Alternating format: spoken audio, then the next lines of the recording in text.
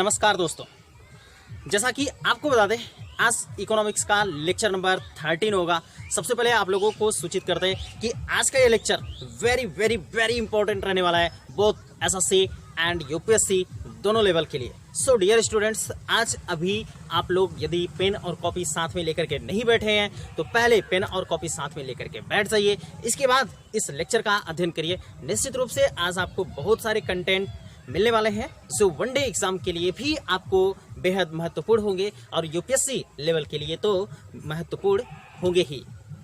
साथियों, पिछले लेक्चर में हमने सीखा था कि भुखमरी के आयाम कौन कौन से होते हैं और इसके साथ में हमने यह भी देखने की कोशिश की और समझने की कोशिश की कि भारत सरकार ने जैसा कि बंगाल यानी पश्चिम बंगाल में जो 1943 में भूखमरी आई थी जिससे कि लगभग 30 लाख लोग मारे गए थे, ऐसी भूखमरी से लोगों को बचाने के लिए यानी देश की अपनी जनता को, देश के अपने बच्चों को बचाने के लिए सरकार ने क्या किया था, सरकार ने कुछ उपाय करने की कोशिश की जिसको हम लोग नाम से जानते हैं खाद्य सुरक्षा।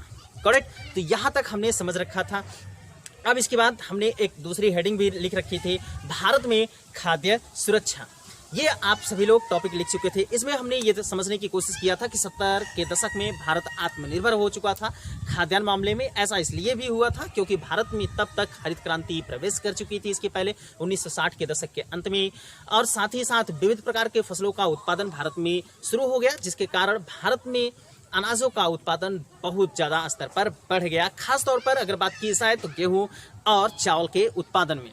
Got it. तो इस बात को आप जानते हैं और यहाँ तक कि हमने ये भी देख रखा था कि इस समय 2015 और 2016 में जहाँ उत्तर प्रदेश और मध्य प्रदेश में गेहूं का उत्पादन सर्वाधिक रहा पूरे राज्यों की तुलना में, वही पश्चिम बंगाल और उत्तर प्रदेश में चावल का यानी धान का उत्पादन सर्वाधिक रहा है। Got it. तो आज हम लोगों को क्या करना है, आज हम लोगों को लेक्चर नंबर 13 पढ़ना है। लेक्चर नंबर 13 पढ़ने से पहले हम लोगों को यह भी विचार कर लेना चाहिए कि पिछली क्लास में ही हमने ये समझने की कोशिश किया था कि उत्पादन के मामले में तो हम लोग आत्मनिर्भर हो चुके, फिर इसके बाद सरकार ने कुछ ऐसी नीतियां बनाई, कुछ ऐसी व्यवस्था की जिसकी वजह से खाद्य सुरक्षा और बेहतर हो चुकी यानी बेहतर हो चली, जिससे कि विपरीत मौसम में यानी अकाल की स्थिति आने से यहाँ पर भारत को बचाया जा सके। कहने का मतलब यदि कहीं पर सूखा पड़ जाएगा तब भी भारत के राज्यों को बचाया जा सकता है, ऐसी व्यवस्था हमारे पास आज हो चुकी है यानी बन गई है। Got it. तो यहाँ तक हम लोग पढ़ चुके थे। आज हम इसी को समझने की कोशिश करेंगे कि भारत सरकार ने जो खाद्य सुरक्षा नीति को अपनाने की कोशिश की यानी खाद्य सुरक्षा बेहतर बनाने की कोशिश की, सावधानी पूर्वक तैयार की गई जिससे कि समाज के हर वर्गों तक अनाज की उपलब्धता पर्याप्त मात्रा में बनी रहे। इसके लिए उन्होंने, सरकार ने क्या किया, सरकार मतलब किसी सरकार का नाम नहीं लेंगे, लेकिन उस समय की सरकारें जो थी उन्होंने 2 लोगों की शादी आपस में करा दी। अब आप लोग सोच रहे होंगे कि सर ऐसे कैसे हो सकता है, 2 लोगों की शादी कराने से खाद्य सुरक्षा कैसे बढ़ सकती है।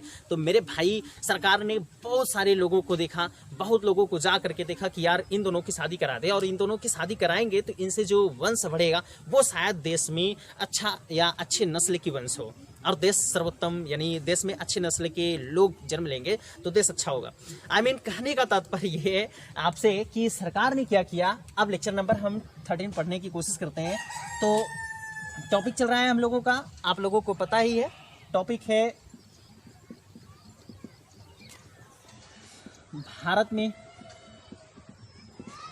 खाद्य सुरक्षा। करेक्ट। तो फूड सिक्योरिटी इन इंडिया। देखो भाई, इसकी बात चल रही थी तो हमने ये समझने की कोशिश किया था कि भारत सरकार ने क्या किया, 2 लोगों की शादी कराई और वो 2 लोग कौन कौन से हैं। यानी कहने का मतलब है कि भारत में खाद्य सुरक्षा और बेहतर हो सकी, इसकी 2 बड़ी वजह थी। पहली वजह यह एक थी जिसको आप जानते हैं बफर स्टॉक। बफर स्टॉक ये देखिए। और दूसरा वर्ड्स कौन सा है, इसकी अगर बात की जाए तो कल ही हमने देखा था सार्वजनिक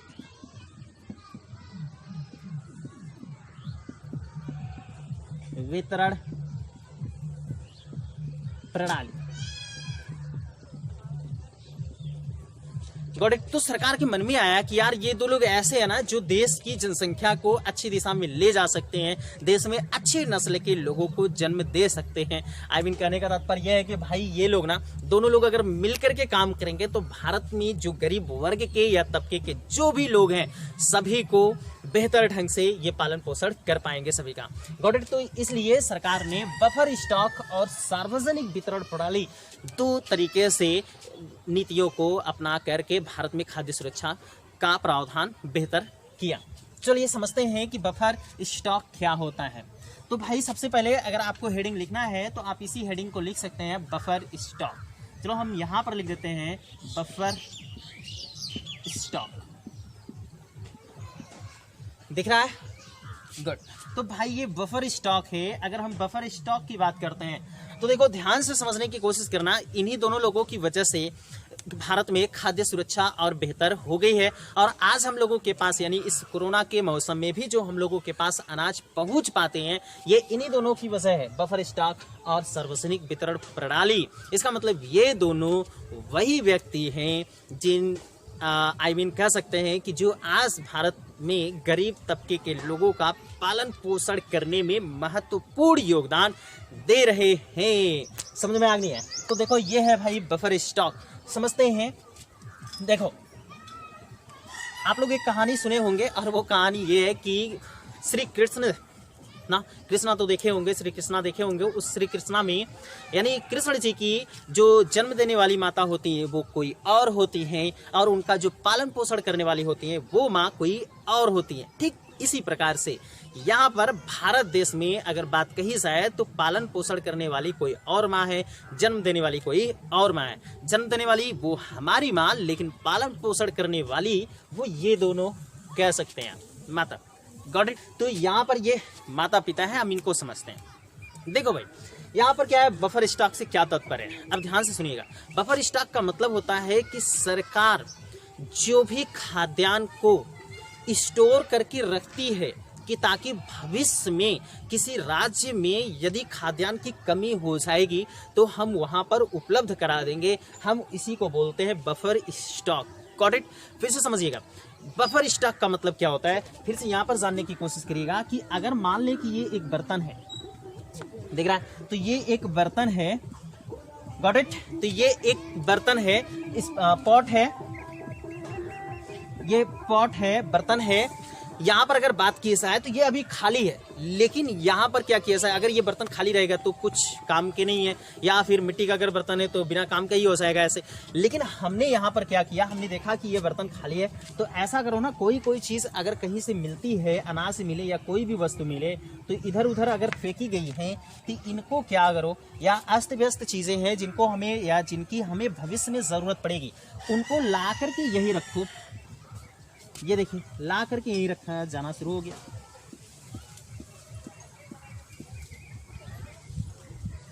ये देखो भाई,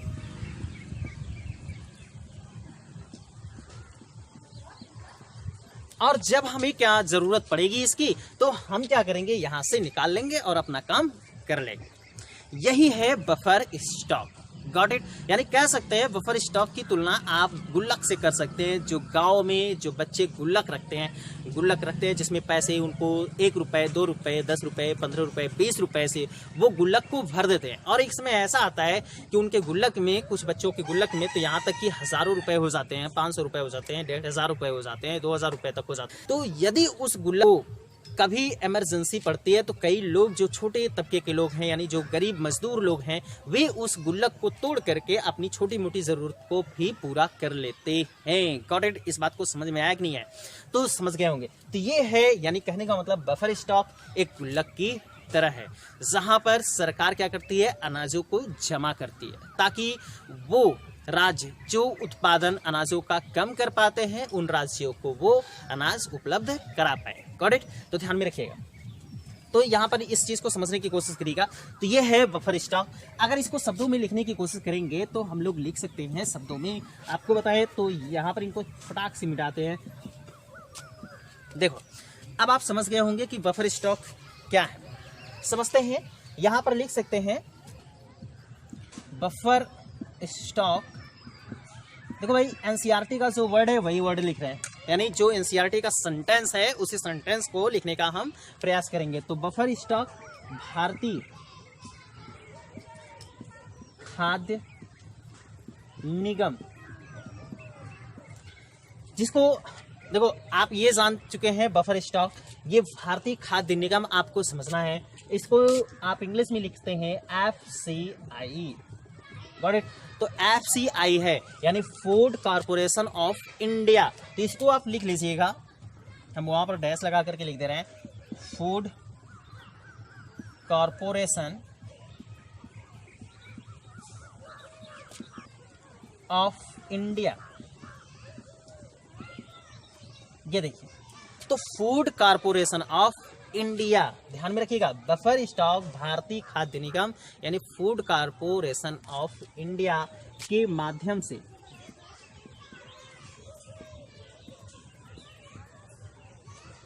सरकार द्वारा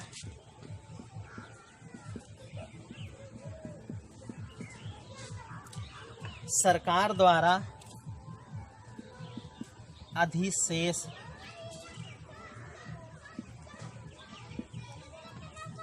या अधिप्राप्त अनाजों को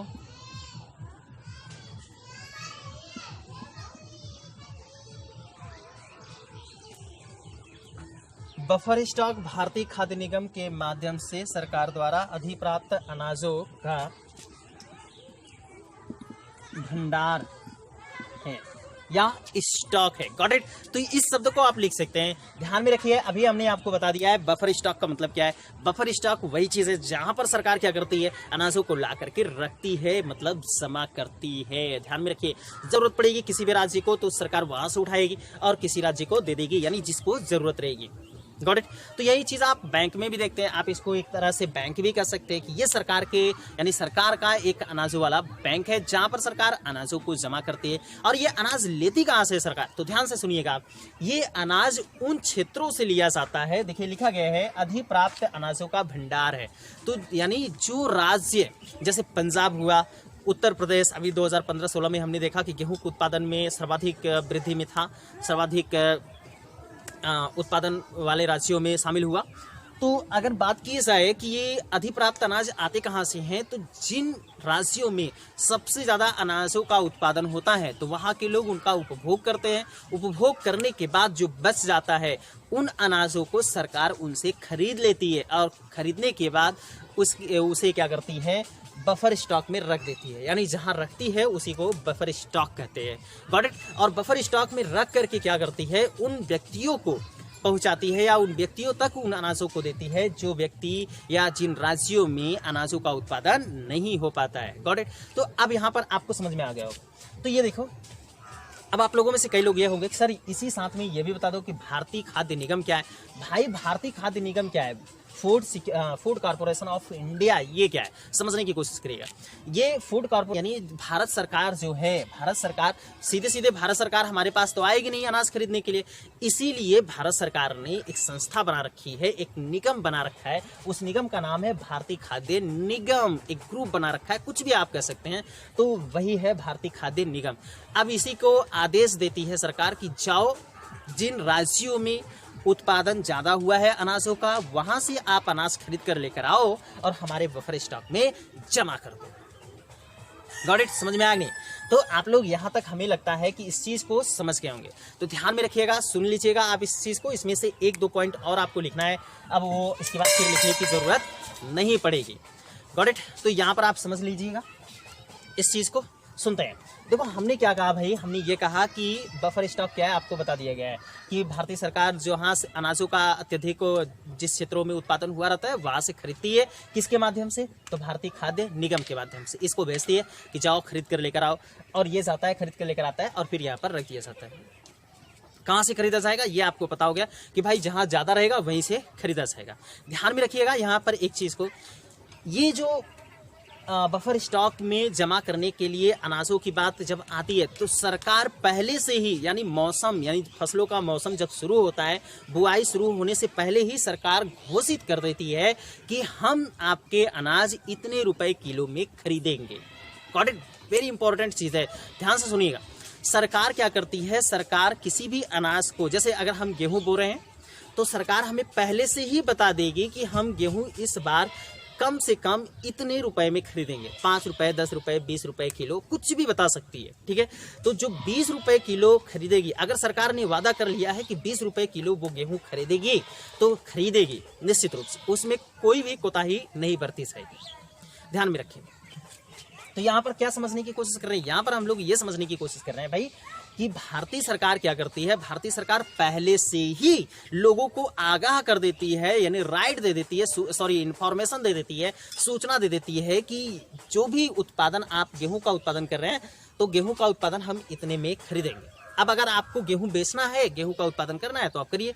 अगर आप किसी और अनाजों का उत्पादन करते हैं तो सरकार उसे भले ना खरीदे, इसमें कोई दिक्कत नहीं होगी, क्योंकि सरकार ने उसके लिए वादा नहीं किया था। सरकार ने गेहूं के लिए वादा किया, तो आप गेहूं अगर उगा रहे हैं तो सरकार को, यदि वो गेहूं बेचते हैं मंडी में ले जा करके, और सरकार ने कहा है कि हम 20 रुपए किलो खरीदेंगे, तो सरकार 20 रुपए किलो ही खरीदेगी। ध्यान रखिएगा, चाहे गेहूं आपका जैसा भी हो। Got it? इस बात को ध्यान में रखिए। इसलिए अब यहाँ पर सरकार क्या करती है, सरकार पहले से ही कुछ फसलों पर जो खरीदने की न्यूनतम आप कह सकते हैं कीमत है, वो पहले से ही तय कर देती है। Got it? जैसे आप कह सकते हैं कि यहाँ पर सरकार, अगर हम बात करें तो गेहूं दिख रहा है और धान या फिर चावल कर सकते हैं। तो ये देखिएगा गेहूं और चावल, इसीलिए सरकार क्या करती है, पहले से ही डिसाइड करती है कि हम गेहूं इतने रुपए खरीदेंगे इस वर्ष और चावल इतने रुपए खरीदेंगे इस वर्ष।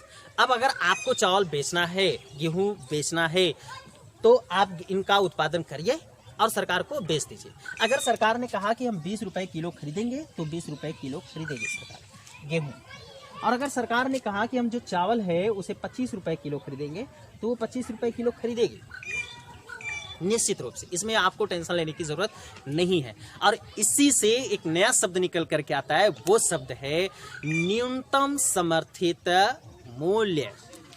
Got it?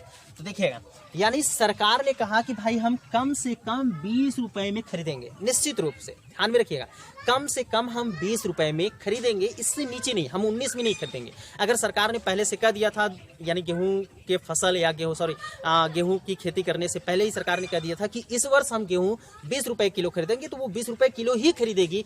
वहां पर 19 रुपए 18 रुपए का कोई सवाल ही नहीं उठता है। तो इसी को बोलते हैं कि न्यूनतम समर्थित मूल्य। दिख रहा है? चलो, न्यूनतम समर्थित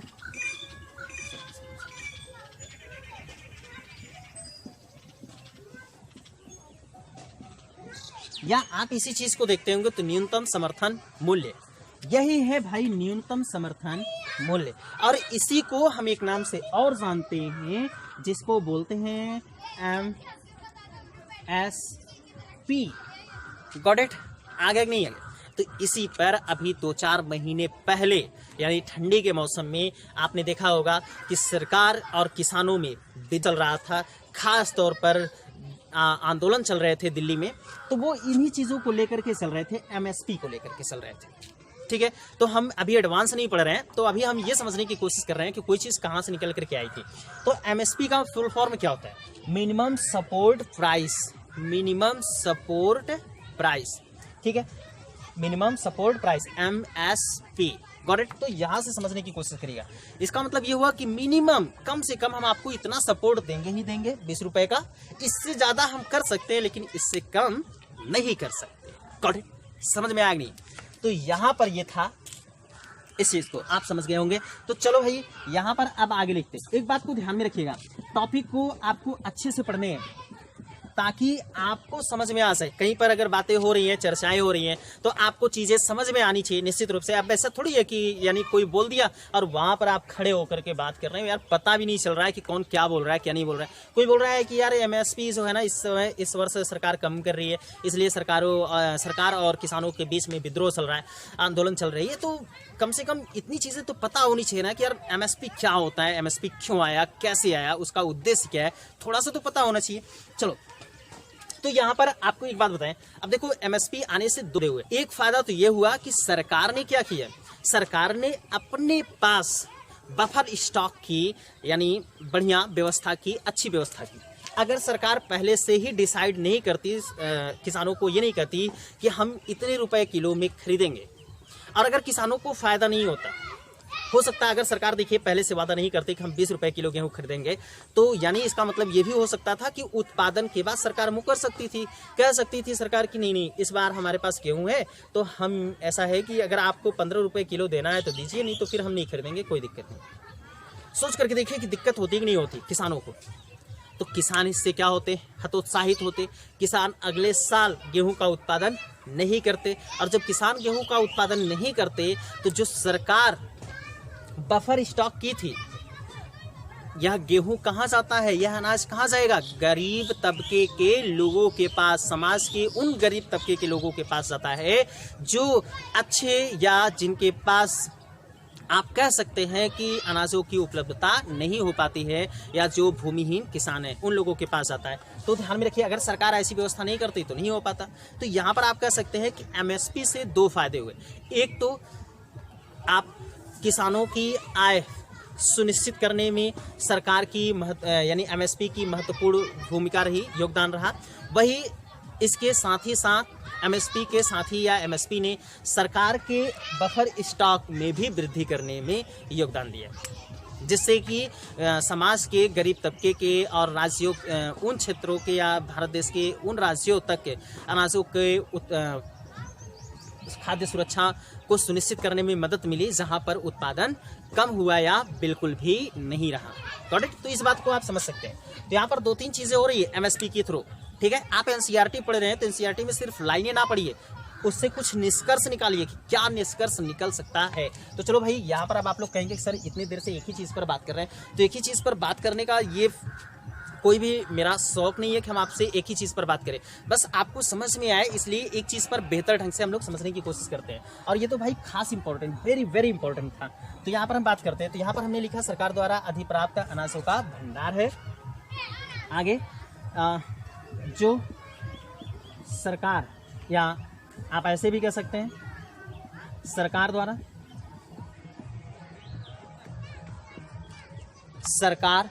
द्वारा इन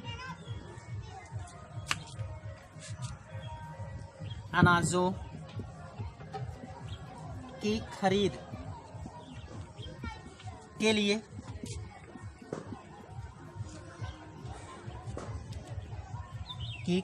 लिए फसलों की खेती शुरू होने से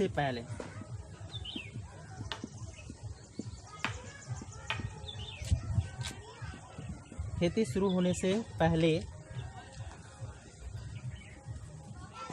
न्यूनतम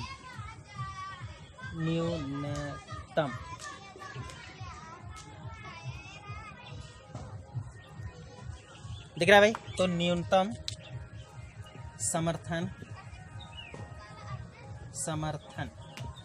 समर्थन मूल्य निर्धारित कर दिया जाता है। Got it? तो इसको लिख लीजिएगा भाई, न्यूनतम समर्थन मूल्य निर्धारित कर दिया जाता है। जल्दी से लिखिए। और एक बात आपको यहाँ पर एक चीज को और बताते चले, देखिए अब आपको ये समझ में आ गया होगा कि न्यूनतम समर्थन मूल्य निर्धारित कर दिया जाता है। यहीं पर आप ब्रैकेट में आप लिख सकते हैं, न्यूनतम समर्थन मूल्य के पास ही आप लिख सकते हैं एमएसपी। यहाँ पर लिख देते हैं एमएसपी, यानी अभी हम इसका फुल फॉर्म लिखेंगे तो अभी, लेकिन यहाँ पर लिख सकते हैं निर्धारित। चलो यहाँ पर ओके, ये देखो, तो निर्धारित कर दिया जाता है। Got it? तो इसको जल्दी से आप क्या कर सकते हैं, स्क्रीनशॉट ले सकते हैं और आगे लिखेंगे। तो यहाँ पर आपके यहीं पर एक अगला पॉइंट बना लेना चाहिए था, खैर कोई बात नहीं, जगह भी तो कम है। तो यहाँ पर क्या करते हैं, एक अगला पॉइंट लिखिएगा, सरकार इन अनाजों को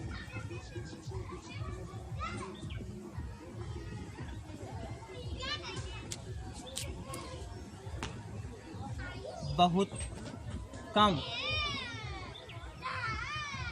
मूल्यों पर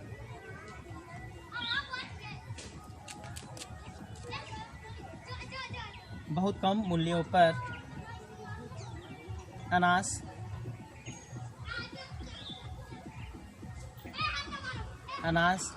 कमी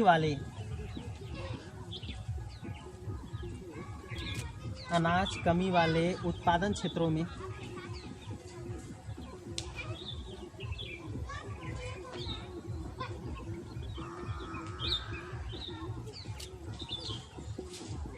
बेचता है।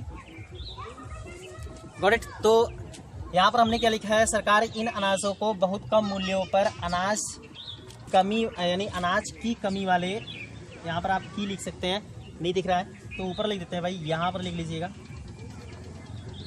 यहाँ पर देखिए तीर बना करके, तो अनाज की कमी वाले, गॉट इट, तो यहाँ पर दिख रहा है, तो अनाज की कमी वाले उत्पादन क्षेत्रों में बेचता है। किस कीमत पर? तो इस बात को ध्यान में रखेंगे, सरकार इन अनाजों को बहुत कम मूल्यों पर, यानी बाजार कीमत जो होती है, बाजार कीमत से कम कीमत पर इन अनाजों को उन क्षेत्रों में बेचती है या उन क्षेत्रों में भेजती है जहां पर उत्पादन बहुत कम हुआ होता है। और इस मूल्य को ध्यान में रखिएगा, इस मूल्य को निर्गत मूल्य कहते हैं। Got it. तो इस बात को ध्यान में रखिएगा, लिख लीजिए जल्दी से, इस मूल्य को निर्गत मूल्य कहते हैं। चलो यहाँ तक आप लिख लिए होंगे, इसके ऊपर लिख लिए होंगे, तो यहाँ पर मिटाते हैं इस चीज़ को। और भाई जिन लोगों को वीडियोस एक बार में नहीं समझ में आएगी वो लोग दूसरी बार ज़रूर देख लेंगे। तो इन चीज़ों को सरकार क्या करती है, यानी इस मूल्य को, यहाँ पर जो हमने लिखा है, तो देखिए हमने यहाँ पर लिखा था कि कमी वाले, तो यहाँ पर कमी वाले क्षेत्रों में बेचता है। इस मूल्य, चलो यहाँ लिखते हैं, को निर्गत मूल्य कहते हैं।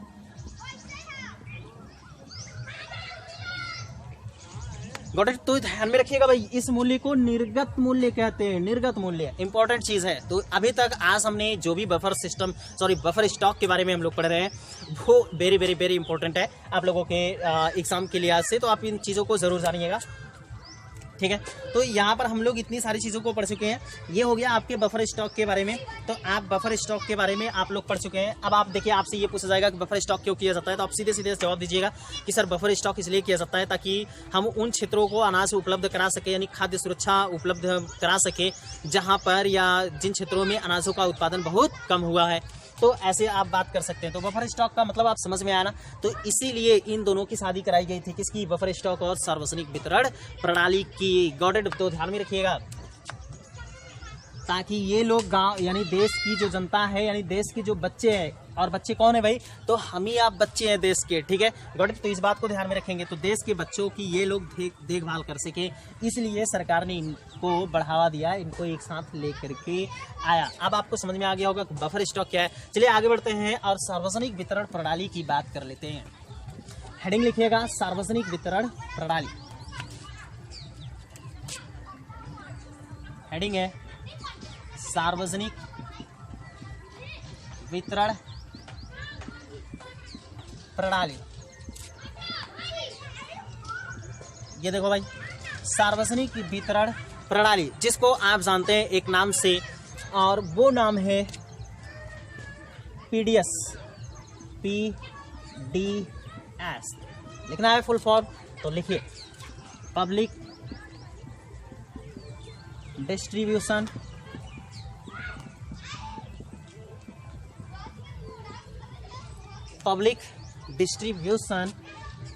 सिस्टम। चलो यहाँ लिख देते हैं भाई, उधर नहीं दिखेगा, सिस्टम। ये देख, तो ये है आपका सार्वजनिक वितरण प्रणाली, यानी पब्लिक डिस्ट्रीब्यूशन सिस्टम। हम इनकी बात कर लेते हैं, ये आपको अब समझने की कोशिश करिएगा। देखिए क्या करता है बफर स्टॉक, क्या करता है? अनाजों का भंडार कर लेता है, अपने पास अनाज रख लेता है। लेकिन ये पीडीएस क्या है? तो पीडीएस उन अनाजों को बफर स्टॉक से ले करके क्षेत्र के जो गांव के लोग हैं, गरीब लोग हैं, उन तक पहुंचाने का काम करता है। Got it. तो फिर से समझिएगा, ये जो पीडीएस है, बफर स्टॉक क्या करता है, बफर स्टॉक के माध्यम से सरकार ने अनाजों का भंडार एक जगह कर दिया, यानी खाद्य निगम के माध्यम से, ठीक है, भारतीय खाद्य निगम। जैसा कि आपने FCI देखा, फूड कॉर्पोरेशन ऑफ इंडिया के बारे में समझ रखा है। तो फूड कॉर्पोरेशन ऑफ इंडिया यानी भारत सरकार का दूत है, जो क्या करता है, भारत सरकार जो भी आज्ञा देगा तो वो FCI जाएगा, वो मतलब काम करेगा। और भारत सरकार उसे आज्ञा कौन सा देता है, तो वो आज्ञा FCI को आज्ञा दिया जाता है कि जाओ आप क्षेत्र में जहाँ पर अनाज का उत्पादन ज़्यादा हुआ है, खास तौर पे गेहूँ चावल का, जिन भी चीज़ों का उत्पादन ज़्यादा हुआ है उन्हें आप खरीद कर लेकर आओ और बफर स्टॉक में रख दो। Got it.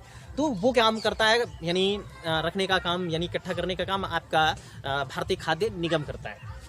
अब देखिए, ये जो सार्वजनिक वितरण प्रणाली है यानी पीडीएस पब्लिक डिस्ट्रीब्यूशन सिस्टम, ये काम क्या करता है, अनाज जो रखा गया था उन अनाजों को निकाल करके ले जा करके कहीं पर बांटता है। और किसे बांटेगा भाई, तो ध्यान में रखिएगा, गरीब समाज के जो गरीब तबके के लोग हैं उनके लिए ये अनाज लेकर जाता है, उन्हें दे देता है ताकि सभी लोगों तक अनाज पहुंच सके। ये देखिए, पीडीएस क्या पूरा कर रहा है, सभी लोगों तक अनाज पहुंच सके। ये सभी लोगों तक अनाज पहुंचाता है।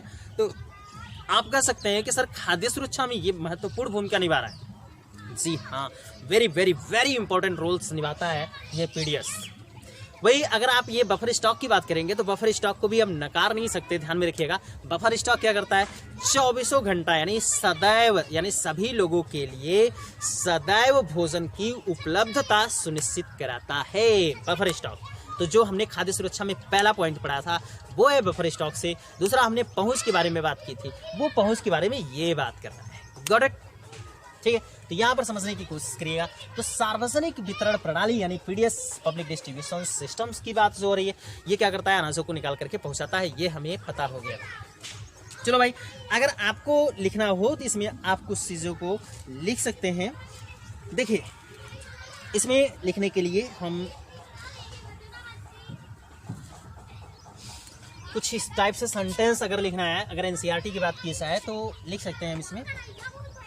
देखो, आपको एक चीज़ तो लिखने की ज़रूरत नहीं पड़ेगी, हमने जो आपको बता दिया आप वो मत लिखे कि भारतीय खाद्य निगम जिन अनाजों का भंडार करती है उन्हीं अनाजों को ले जा करके पीडीएस क्या करती है, समाज के निर्धन लोग जो हैं, गरीब तबके के लोग जो हैं, उनमें वितरण करने का कार्य करती है।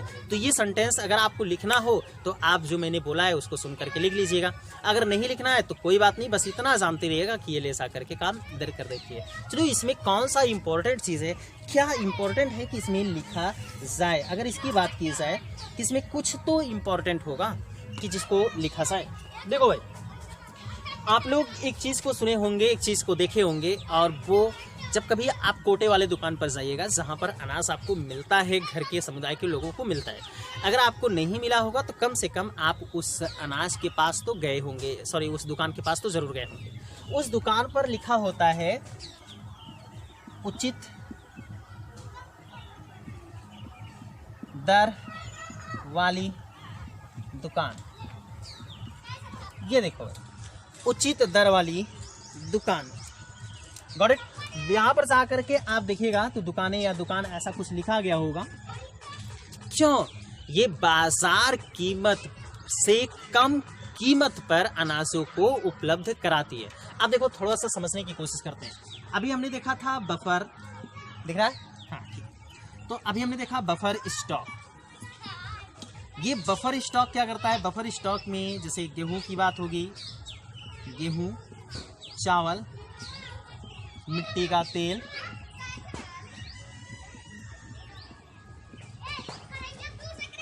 दिख रहा है, मिट्टी का तेल आदि हम कर सकते हैं, जैसे चीनी वगैरह भी है यहाँ पर। तो ये देखिए, बफर स्टॉक में इतनी सारी चीज़ें हैं। ये बफर स्टॉक जाता कहाँ पर है, तो बफर स्टॉक जाता है पीडीएस के माध्यम से, पीडीएस।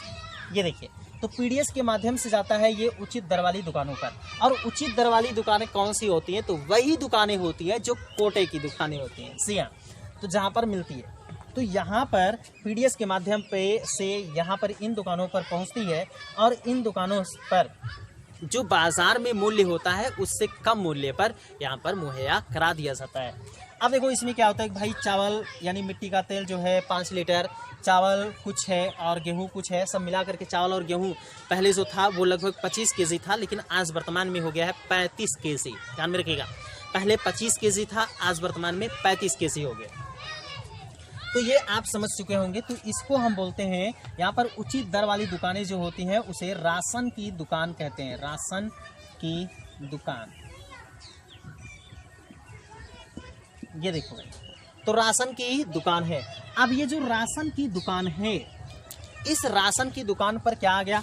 गेहूं आ गया, चावल आ गया, मिट्टी का तेल आ गया, आदि चीनी वगैरह जो भी चीजें थी पीडीएस के माध्यम से राशन की दुकान पर आ गई हैं। अब ध्यान से सुनिएगा, राशन की दुकान पर आने के बाद समाज के हर यानी गरीब वर्ग के जो लोग हैं, गरीब, ठीक है, निर्धन, जो भी लोग हैं, अब ये लोग यहाँ पर आएंगे अनाज लेने के लिए। Got it? तो यहाँ पर देखिए, ध्यान से समझने की कोशिश करिएगा। अब यहाँ पर इनको यानी ये लोग आएंगे अनाज लेने के लिए, प्राप्त करने के लिए। आप यहाँ पर लिख सकते हैं प्राप्त करना। ये प्राप्त करने के लिए अनाज यहाँ पर आएंगे और ये क्या करेंगे? अनाज यहाँ पर देंगे। देखो, तो ये वस्तुओं को इन्हें उपलब्ध कराएंगे। वस्तु यानी खाद्य वस्तुएं, खाद्य वस्तुएं,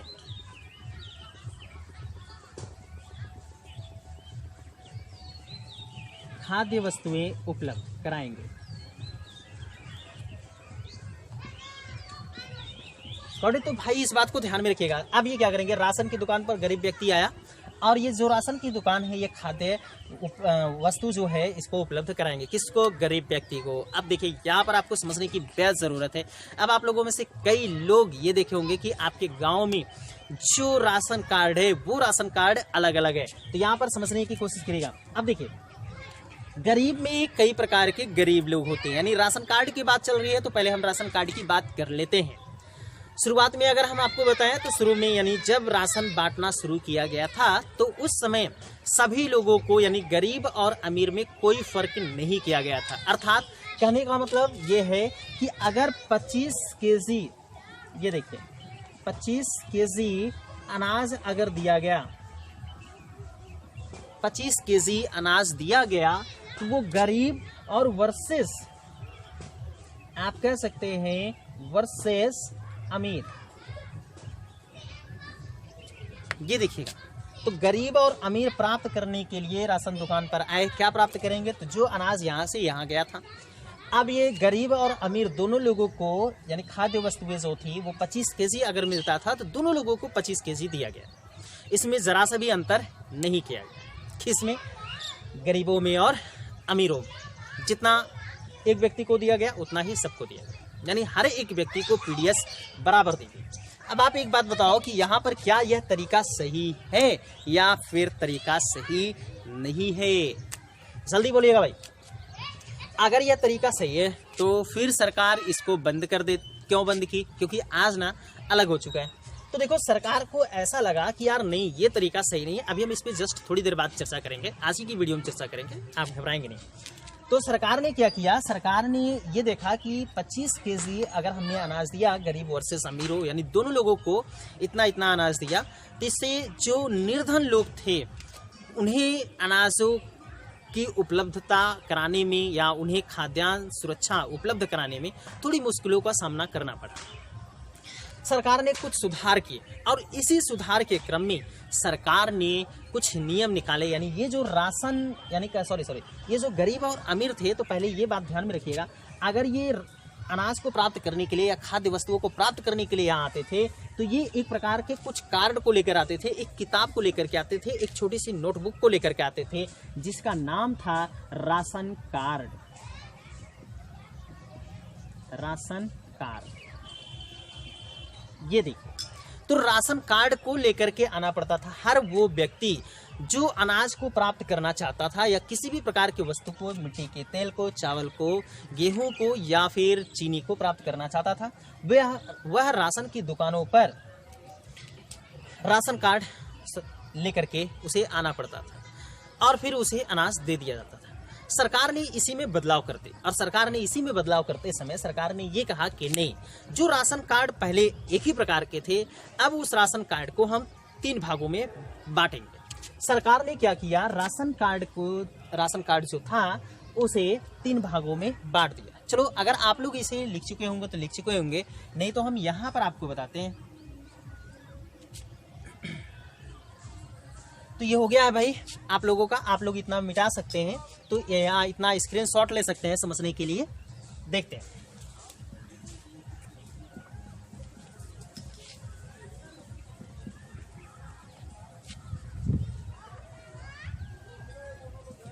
चलो हमने एक चीज को तो समझ रखा है कि भाई सरकार पहले सभी लोगों को एक समान अनाज देती थी, लेकिन सरकार को लगा कि नहीं ऐसे अगर हम करेंगे तो फिर दिक्कत हो जाएगी, इसलिए सरकार ने राशन कार्ड जो था, राशन कार्ड, ये राशन कार्ड, सरकार ने कहा कि नहीं हम इस तरह से अनाज नहीं बांटेंगे, हम इसमें परिवर्तन करेंगे। Got it? तो उसने सरकार परिवर्तन करते समय सरकार ने 3 प्रकार के राशन कार्ड को निकाला। पहला अंत्योदय राशन कार्ड, जी हाँ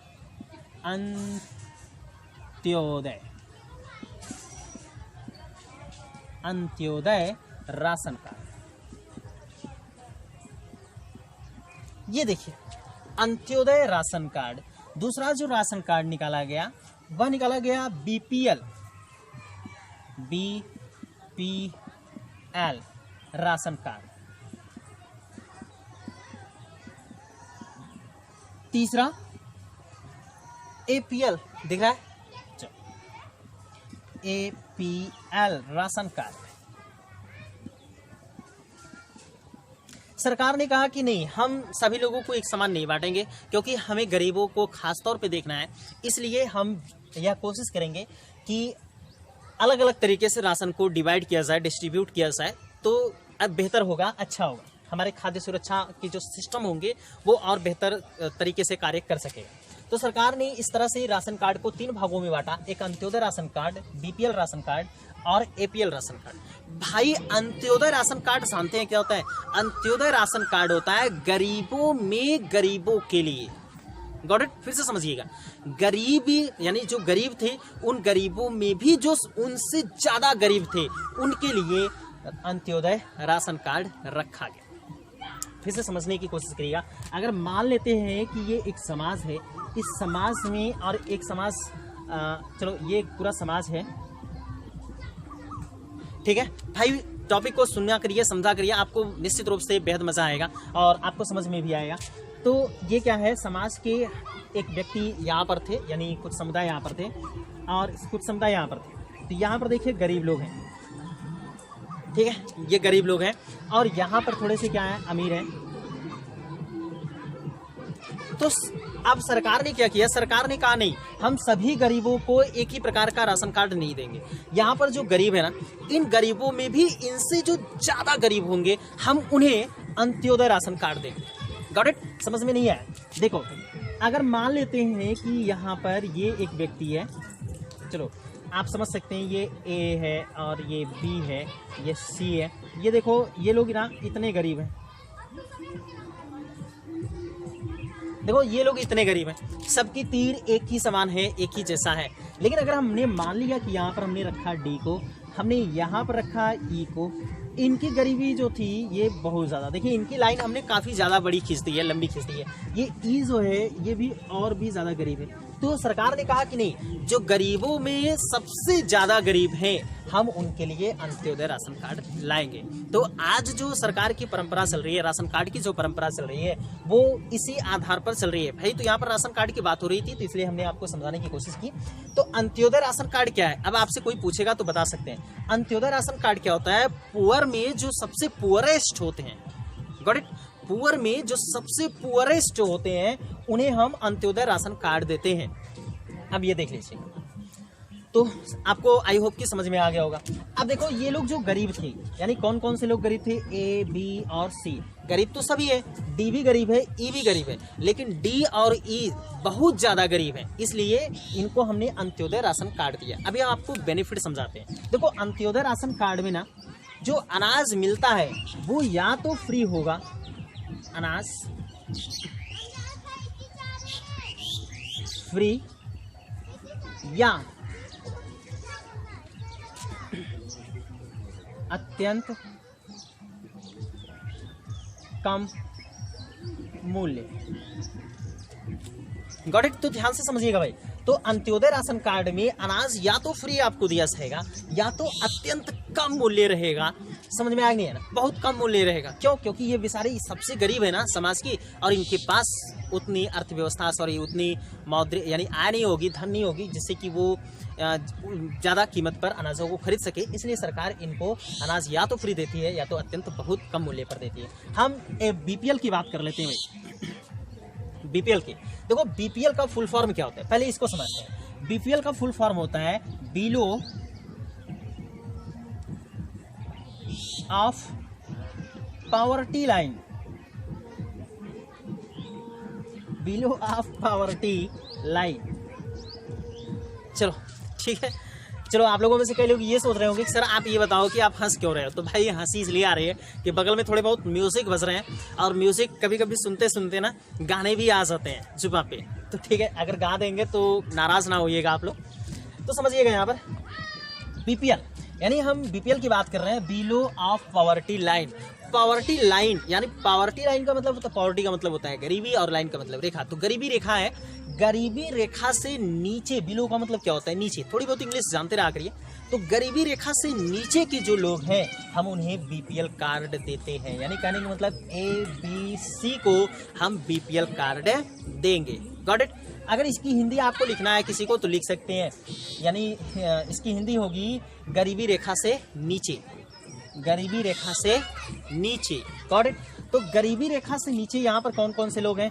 ABC। देखो, गरीबी रेखा से नीचे E भी है और D भी है, लेकिन ये बहुत ज्यादा गरीब है। समझ में आ गई ना? अगर हम यहाँ पर एक लाइन खींचें, चलो इधर देखते हैं भाई। यहाँ पर क्या करते हैं, एक लाइन खींच दें। यहाँ पर ABC ये लोग हैं, ये गरीब हैं, और ये पावर्टी लाइन है। देखो, ये पावर्टी लाइन है, पावर्टी लाइन। तो ये पावर्टी लाइन है। अगर हम पावर्टी लाइन की बात करें तो इसके नीचे ABC है, और यहाँ पर जो D और E है, D और E ये और भी नीचे हैं। समझ में आ गई? और यहाँ पर अमीर लोग तो यहाँ पर रहेंगे। अब शायद आपको समझ में आ गया होगा। तो जो पावर्टी लाइन से नीचे है, ये थोड़े ही नीचे रहेंगे। गरीब तो है, लेकिन इनसे ज़्यादा गरीब नहीं है। तो ये बहुत ज़्यादा गरीब थे, यानी गरीबों में सर्वाधिक गरीब थे, यानी poorest poor in poor. Got it. तो ये क्या थे? ये D और E जो है ये सर्वाधिक गरीब है। तो यहाँ पर समझने की कोशिश करेगा कि ये बिलो ऑफ पॉवर्टी लाइन जो है, ठीक है, तो ये इसका मतलब होता है कि गरीबी रेखा से नीचे के जो लोग हैं, यानी A, B और C, इन लोगों को अब दिया जाएगा BPL कार्ड। समझ में आया? आप घर पे देखिएगा, गांव में देखिएगा तो कई लोगों के पास BPL कार्ड होंगे, तो इनके पास मिलता है BPL कार्ड। चलो, अब तो यहाँ मिटा सकते हैं ना, ताकि अब आपको समझा पाए। तो अगर आपको इनकी हिंदी लिखनी है तो इनकी हिंदी लिख सकते हैं, गरीबी रेखा से नीचे।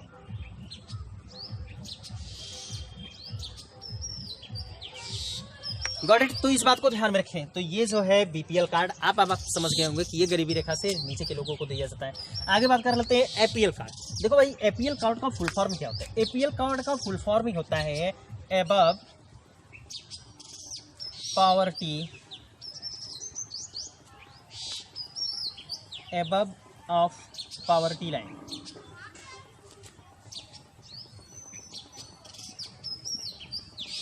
ये देख, यानी अबव ऑफ पॉवर्टी लाइन। अगर इसकी हिंदी हम लिखें तो यहाँ लिख सकते हैं गरीबी रेखा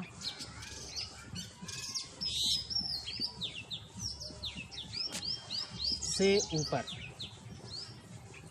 गॉट इट। तो ये देखिएगा, तो भाई इस तरह से जो राशन कार्ड होते हैं वो 3 प्रकार के होते हैं। आई होप कि आपको समझ में आया होगा। अच्छा, एक बात को आप ध्यान से समझिएगा। अब आप लोग ये बोलेंगे सर ये बताओ इसमें कितने किलो दिया जाता होगा या इसमें कितने किलो दिया जाता होगा। तो इसको समझने की कोशिश करते हैं किस तरह से इसका प्रोसेस है। यहाँ पर देखो, अंत्योदय राशन कार्ड जो होता है, यानी ये जो है अंत्योदय राशन कार्ड, इसकी बात करें तो हमने यहाँ पर कहा कि यहाँ पर अनाज या तो फ्री दिया जाएगा और या तो बेहद कम दाम पर अनाज दिया जाता है। Got it. और अगली बात अगर हम करें तो यहाँ पर बीपीएल कार्ड, अब देखो अगर मान लेते हैं कि यहाँ पर अगर हमने अत्यंत कम मूल्य पर बात की कि यहाँ पर 2 रुपये किलो, 2 रुपये केजी, ये देखिए अगर हम किसी वस्तु को यहाँ पर 2 रुपये केजी दिया, किसमें, अंत्योदय राशन कार्ड में, ये देखिए अंत्योदय राशन कार्ड में हमने अगर किसी चीज़ को 2 रुपये किलो दिया तो उसी वस्तु को हम बीपीएल राशन कार्ड में हम लोग हो सकता है, यानी इसमें बीपीएल राशन कार्ड में सरकार 5 रुपये किलो दे सकती है, 5 रुपये केजी। Got it? तो इस बात को ध्यान में रखिएगा, अंत्योदय राशन कार्ड में जो दाम होगा वो अत्यंत कम होगा, सर्वाधिक कम होगा, उससे थोड़ा सा ज़्यादा बीपीएल कार्ड में होगा। और जो ये एपीएल कार्ड है यानी अबव ऑफ पॉवर्टी लाइन, ये जो है इसमें जो यानी राशन दिया जाता है, चलो यहाँ लिखते हैं, तो इसमें लगभग वही दर रहता है जो बाजार दर रहता है। कहने का मतलब अगर हम मान लें कि 10 रुपये केजी अनाज था, चलो एक 10 रुपये से लिखते हैं, 10 रुपये प्रति केजी गेहूं है, ये समझने की कोशिश करिएगा। तो 10 रुपये प्रति केजी गेहूं है, तो हमने अंत्योदय राशन कार्ड धारक व्यक्तियों को 2 रुपये प्रति केजी दे दिया, यानी 2 ही रुपये लिया। 10 रुपये मार्केट में है, अगर मार्केट से वो लोग खरीदते तो 8 रुपये उन्हें और ज़्यादा देना पड़ता है, लेकिन हमने उनको राशन कार्ड के माध्यम से यानी पीडीएफ के माध्यम से हमने 2 रुपये किलो दे दिया। अब अगर यही बीपीएल कार्ड का कोई व्यक्ति यानी बीपीएल कार्ड धारक कोई व्यक्ति जाएगा इसी गेहूं को लेने के लिए, तो हम उससे अब यानी हमने एपीएल को 2 रुपये में दे दिया, सॉरी अंत्योदय राशन कार्ड वाले को 2 रुपये में दे दिया, बीपीएल वाले को हम लोग यानी हम यहाँ लिख सकते हैं अंत्योदय, चलो ऐसे समझते हैं ना, तो अंत्योदय को हमने 2 रुपये प्रति केजी दे दिया, 2 रुपये प्रति केजी। अनाज था आपका 10 रुपये प्रति केजी, लेकिन हमने इसको अंत्योदय जो अंत्योदय राशन कार्ड रखे थे उनको हमने 2 रुपये प्रति केजी दिया। फिर इसके बाद अगर हम बात करें तो जो बीपीएल कार्ड बीपीएल कार्ड वाले लोग हैं, बीपीएल, हमने इनको यही अनाज 5 रुपये प्रति केजी दिया, तो यहाँ पर आप कह सकते हैं कि इनको मिला 5 रुपये प्रति केजी। ये देखो भाई, और यहाँ पर इसी अनाज की बात कर रहे हैं गेहूं की, तो एपीएल राशन कार्ड की बात कर लेते हैं। एपीएल धारक जो व्यक्ति हैं उनकी बात कर लेते हैं, जिन व्यक्तियों के पास एपीएल राशन कार्ड है, इन व्यक्तियों को ये जो राशन दिया जाएगा वो लगभग आपका मान करके चलिएगा 10 रुपये केजी यहाँ पर था, तो या तो 8 रुपये प्रति केजी मिलेगा, या फिर लगभग 9 रुपये, या फिर हो सकता है कि 10 ही रुपये, मतलब इतने पूरे में मिले। यानी कहने का तात्पर्य यह है कि लगभग बाजार कीमत मूल्य एपीएल वालों के लिए यहाँ पर होता है, तो आप यहाँ पर कर सकते हैं। आई होप कि अब आप इसे समझ गए। Got it? तो इसको आपको अगर लिखना है तो फटाक से आप क्या करिए, स्क्रीनशॉट लीजिए, स्क्रीनशॉट ले करके हम आगे बढ़ते हैं, चीज़ों को समझने की कोशिश करते हैं। Got it? तो जल्दी करिएगा भाई, स्क्रीनशॉट लीजिए और फिर आगे लिखते हैं अगली हेडिंग। दोस्तों, अब आप लोगों में से कई लोग ये कह रहे होंगे कि सर लगे हाथ ये भी बता दो कि जो ये राशन की व्यवस्था शुरू की गई, लगभग ये किस समय शुरू की गई थी? तो आपको बताएं, राशन की जो व्यवस्था यानी पीडीएफ यानी सार्वजनिक वितरण प्रणाली के माध्यम से राशन बांटने का जो काम चला था वो लगभग 1940 के दशक से ही चल चुका था। और 1940 का दशक वो समय था जब बंगाल में अकाल पड़ा हुआ था, जिस समय लगभग 30 लाख लोग मारे गए थे। ये हमें पता है। देखो, लेकिन अगर हम बात करें तो उस समय जो राशन की व्यवस्था चलाई गई थी, उस समय हमारे पास बहुत अच्छी व्यवस्था नहीं थी। हम बहुत बड़े मात्रा में खाद्यान्न की उपलब्धता यानी सुनिश्चित नहीं करा पा रहे थे, खाद्य सुरक्षा हमारे पास बहुत बेहतर नहीं थी।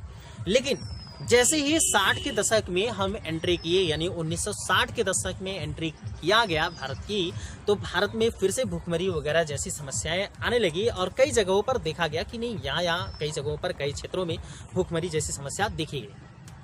बहरहाल इन सब चीज़ों को ध्यान में रखते हुए सरकार ने क्या किया, फिर से पीडीएस सिस्टम को लागू किया। Got it? तो हम यहाँ पर समझने की कोशिश करते हैं। अगर आप लोगों में से कोई ये पूछे कि शुरुआत कब हुई थी, तो शुरुआत इसका लगभग, अगर हम शुरू की बात करें, बात किसकी चल रही है भाई? पीडीएस की। चलो यहाँ पर ऊपर लिख देते हैं सार्वजनिक वितरण प्रणाली की बात चल रही है। Got it. तो यहाँ पर आपकी हेडिंग फिर से वही हेडिंग है और उसी हेडिंग के नीचे आप लिखेंगे, हम यहाँ पर हेडिंग बना ले रहे हैं, सार्वजनिक वितरण प्रणाली। तो सार्वजनिक वितरण प्रणाली यानी पीडीएस की जो बात हो रही थी, तो पीडीएस को सबसे पहले अगर शुरू करने की बात आई थी तो लगभग आपका 1940 के दशक में ही ऐसा किया गया था। तो आप यहां पर लिख सकते हैं कि शुरुआत या प्रारंभ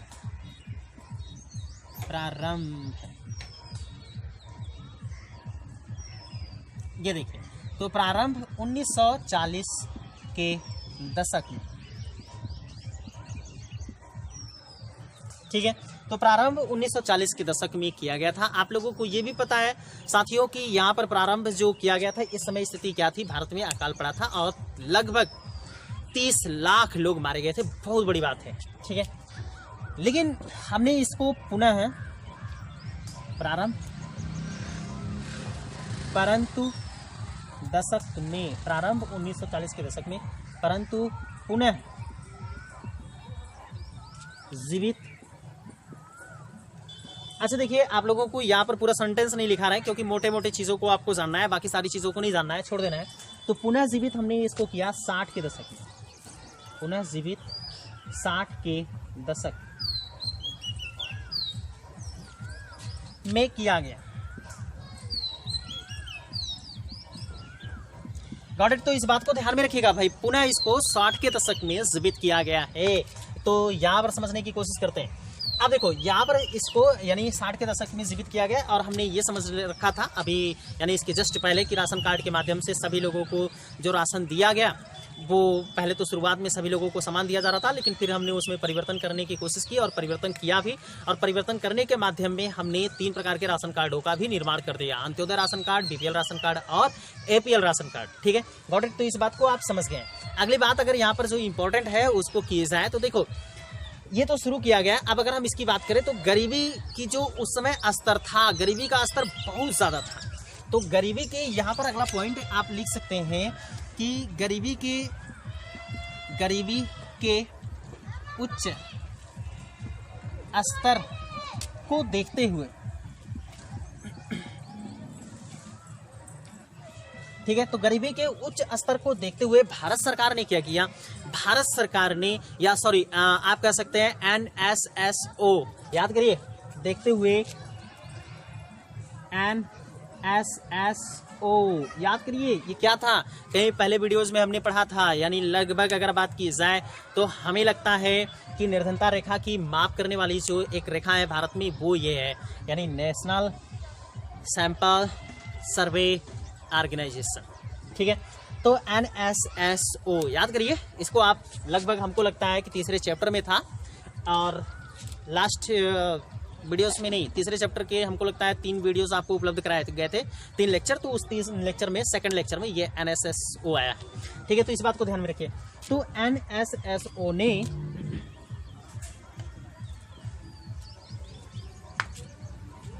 तीन सुझाव,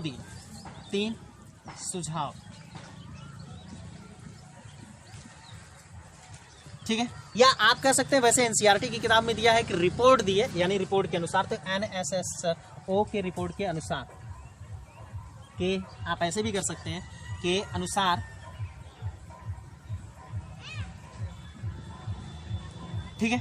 तो इनके अनुसार 3 व्यवस्थाएं की गई, 3 चीजों पर वेरी वेरी इंपॉर्टेंट व्यवस्थाएं की गई। पहला ये था कि जो भारत में पीडीएस है के अनुसार, भारत में यानी जो पीडीएस चल रहा था, पीडीएस, अब देखो भाई डायरेक्ट हम ये लिख देते हैं पीडीएस, अब आप इसे समझ जाएंगे, पब्लिक डिस्ट्रीब्यूशन सिस्टम। तो पब्लिक डिस्ट्रीब्यूशन जो कि पहले से ही था उसे और मजबूत किया गया। तो हमने इसे क्या किया,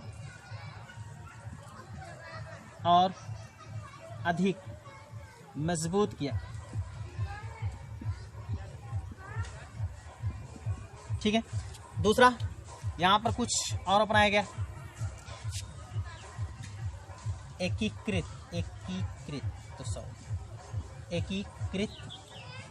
बाल विकास सेवाएं, चलो भाई, आप लोगों में से जो लोग ये बताना चाहते हैं कि एकीकृत बाल विकास सेवाएं क्या होती हैं, तो थोड़ा सा आप लोग बता सकते हैं। चेक आउट योर माइंड्स, जल्दी करिए, हरी आप जल्दी करिएगा। चलो, आप लोग जान चुके होंगे, तो अब आप लोगों में से कई लोग जान चुके होंगे, तो बात करते हैं एकीकृत बाल विकास सेवाओं की। इसको बोलते हैं, इंग्लिश में दिख रहा है, चलो, ICDS, इंटीग्रेटेड चाइल्ड डेवलपमेंट। और एस से, ओ माय गॉड, तो एस से होता है अगर बात की जाए तो सर्विस, एस से होता है आपका सर्विसेज। Got it? तो यहां पर देखते हैं, इसका फुल फॉर्म लिखते हैं भाई, integrated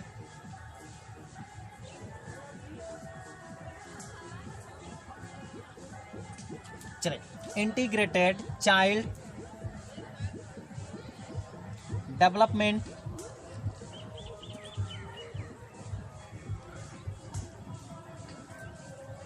integrated child development services. भाई ये ध्यान में रखिएगा, इसकी शुरुआत जो की गई थी वो 2 अक्टूबर 1975 को की गई थी। Got it? तो इस बात को आप रखेंगे ध्यान, क्योंकि ये पूछे जाते हैं आपके वनडे एग्जाम में या फिर यूपीएससी लेवल के एग्जाम में भी ये क्वेश्चंस बन सकते हैं। सो डियर स्टूडेंट्स, यहां पर इसको हम याद रखेंगे। तो ये शुरू की गई थी, शुरुआत आप लिख सकते हैं 2 अक्टूबर 1975। तो ये देखिए, सरकार ने क्या किया, सरकार ने NSSO के रिपोर्ट के आधार पर तीन नियम बनाए, 3 कार्यक्रम चलाए या 3 व्यवस्थाएं की, आप ऐसा कह सकते हैं। पहला तो ये व्यवस्था है कि पीडीएस जो पहले से ही भारत में चल रहा था उसको और मजबूत किया गया, और साथ ही साथ एकीकृत बाल विकास सेवाएं यानी इंटीग्रेटेड चाइल्ड डेवलपमेंट सर्विसेज यानी बच्चों के विकास के लिए ये कार्यक्रम चलाए गए। ठीक है, 2 अक्टूबर 1975 को।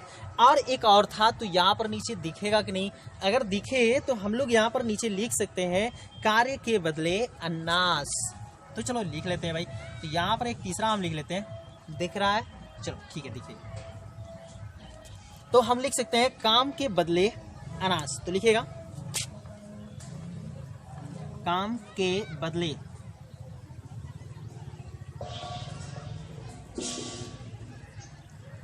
ठीक है।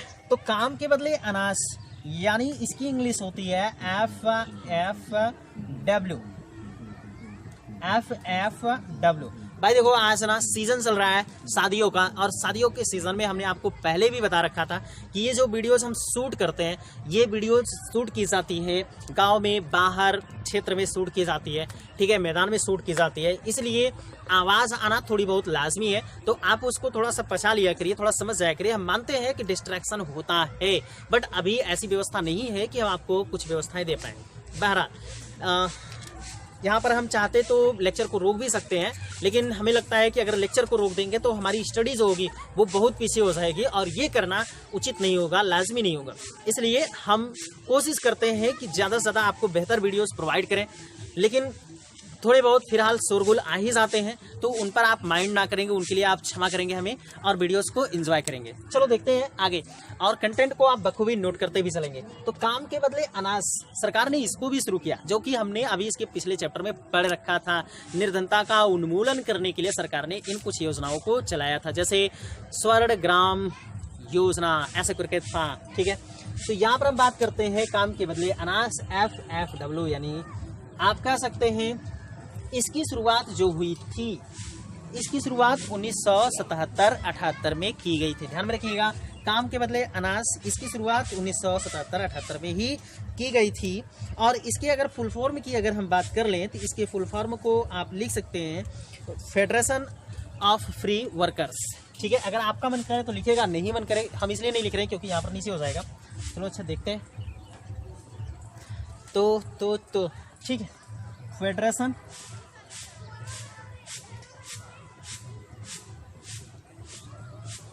दिख रहा है, ये तो दिखा, फेडरेशन ऑफ फ्री ये भी दिख जाएगा। ओ माय गॉड, यहाँ पर भाई फ्री है, ये देखिए, ये लास्ट में जो हमने लिखा है ये फ्री है। और आगे हम लिख देते हैं नीचे वर्कर्स, तो वो आप लिख लीजिएगा वर्कर्स, ठीक है। इसकी शुरुआत जो हुई थी वो 1977-78 में हुई थी, तो आप यहाँ पर लिख सकते हैं, यहाँ लिख दे रहे हैं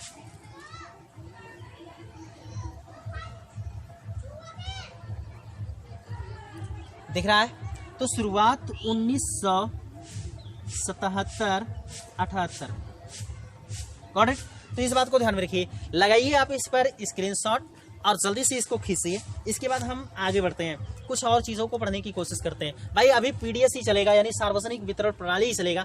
ये बहुत महत्वपूर्ण है। आपको अगर आपसे पूछा जाए तो आप ये कह सकते हैं कि सरकार के द्वारा जो खाद्यान्न सुनिश्चित, यानी खाद्य सुरक्षा की बात की गई, तो खाद्य सुरक्षा को सुनिश्चित करने में सर्वाधिक भूमिका जो रही है वो पीडीएस की रही है। ध्यान में रखिएगा, बफर स्टॉक से भी ज़्यादा भूमिका जो रही है वो पीडीएस की रही है। तो इस बात को आप जरूर ध्यान में रखेंगे। कभी अगर क्वेश्चन आ गया कि भाई ये बताओ कि जो गरीबों को खाद्य सुरक्षा की बात की जाती है, सरकार जो खाद्य सुरक्षा की बात करती है, तो खाद्य सुरक्षा में सबसे ज़्यादा योगदान किसका रहा है, तो आप बोलेंगे कि सबसे ज़्यादा योगदान सार्वजनिक वितरण प्रणाली की रही है। क्योंकि ये नहीं होता ना तो गरीबों तक अनाज पहुंच नहीं पाता, वहीं जहां अनाज है वहीं पर सड़ जाते हैं, और आज भी कई बहुत बड़ी मात्रा में सड़ भी रहे हैं। हम उन पर अभी बाद में चर्चा करेंगे, जस्ट इसके थोड़ी सी देर बाद। और आज की वीडियोज हो सकती है कि आपकी थोड़ी सी लंबी हो सके, क्योंकि आज मुझे टॉपिक खत्म करना है, तो इसलिए आप इस बात पर माइंड नहीं करेंगे। तो वीडियोस यानी टॉपिक खत्म करने के लिए हो सकता है 1.5 घंटे की क्लास चल जाए, तो आप लोग इसको जल्दी से स्क्रीनशॉट लीजिए और आगे बढ़ते हैं। हम लोग अगले लेक्चर को, मतलब अगले पॉइंट को पढ़ते हैं इसी हेडिंग में। साथियों, तो हम लोग पढ़ रहे हैं सार्वजनिक वितरण प्रणाली को। इसमें हमने अभी देखा कि सरकार ने यहाँ पर खाद्य सुरक्षा सुनिश्चित करने के लिए पीडीएस चलाई, पीडीएस जैसी योजना चलाई गई। इसके साथ ही साथ ICDS योजना चलाई गई, और साथ ही साथ FFW ये कार्यक्रम भी चलाए गए। पीडीएस जैसा कि हम लोग जानते हैं कि बहुत समय पहले, यानी 1940 के दशक में ही शुरू कर दी गई थी, यानी राशन से व्यवस्था संबंधित है।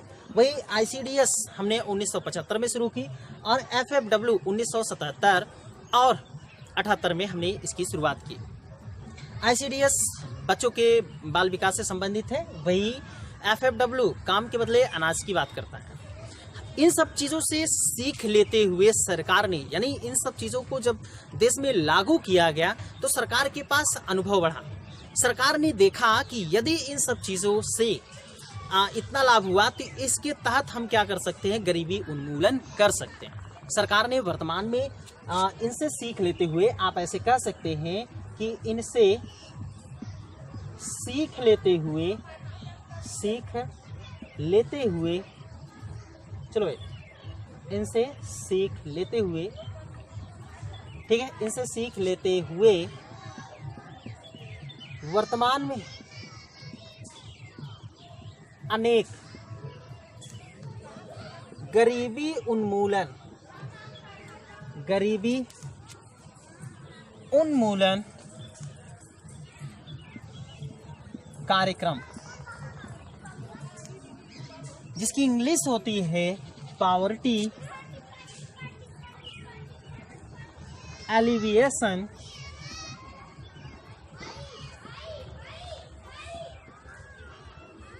Programmes, got it.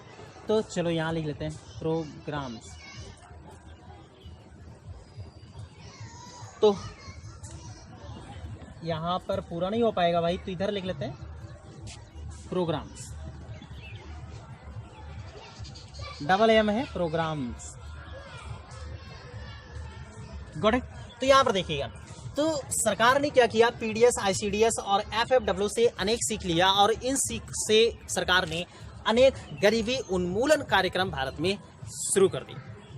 इस अनेक गरीबी उन्मूलन कार्यक्रम के तहत सरकार ने, अगर आप बात की जाए तो आप कह सकते हैं कि देखो भाई, यहाँ पर अगर हम बात करें तो जो स्कूलों में, अगर हम एक अगला पॉइंट बात करें तो स्कूलों में दोपहर का भोजन,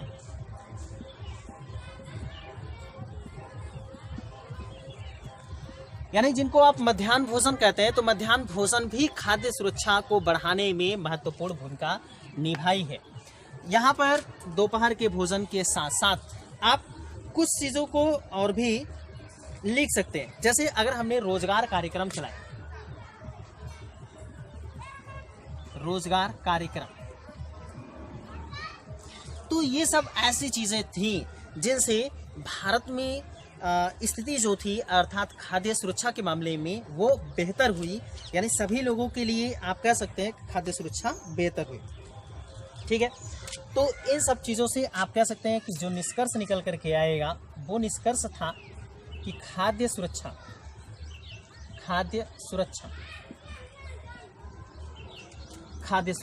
बेहतर हो। अच्छा, एक बात को आप ध्यान में रखिए, ये सब चीज़ें क्या है, दोपहर का भोजन, रोजगार कार्यक्रम, ये गरीबी उन्मूलन का एक तरीका है।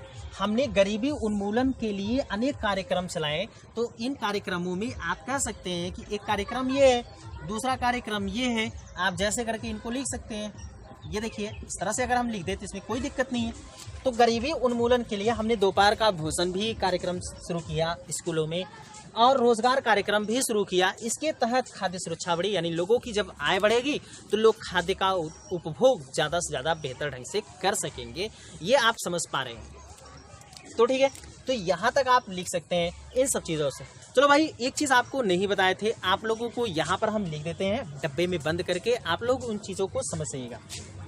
देखो, ये यहाँ पर पीडीएस की जो बातें थी, ये मोटे मोटे तौर पर जो हमें समझना था, जो आपके लिए खास इम्पोर्टेंट था, वो आप समझ गए हैं।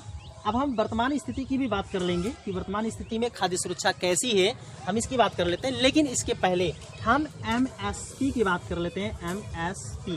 एमएसपी का फुल फॉर्म होता है मिनिमम सपोर्ट प्राइस। बात करते हैं इनकी, मिनिमम सपोर्ट प्राइस, PRICE। ये देखो, तो मिनिमम सपोर्ट प्राइस की बात हो रही है। अगर इनसे बात की जाए कि इनसे क्या हुआ, तो आप कह सकते हैं, चलो भाई MSP हम यहाँ लिखते हैं। देखो, MSP सुनिश्चित करने से, ध्यान में रखिए, MSP सुनिश्चित करने से मतलब यहाँ पर लिख लेते हैं सुनिश्चित।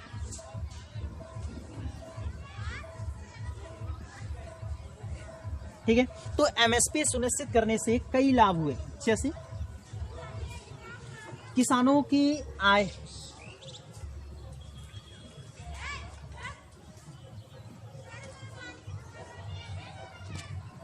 किसानों के फसलों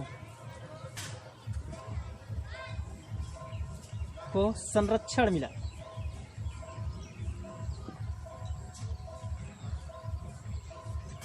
देखिए भाई, तो किसानों के फसलों को संरक्षण मिला। हम यहीं पर बात कर लेते हैं आय, फार्मर्स की आय, या यहीं पर चलिए यहाँ यही लिख देते हैं, एंड आय जो थी, ये देखिए, तो आय में भी वृद्धि हुई है। साथ ही साथ खाद्य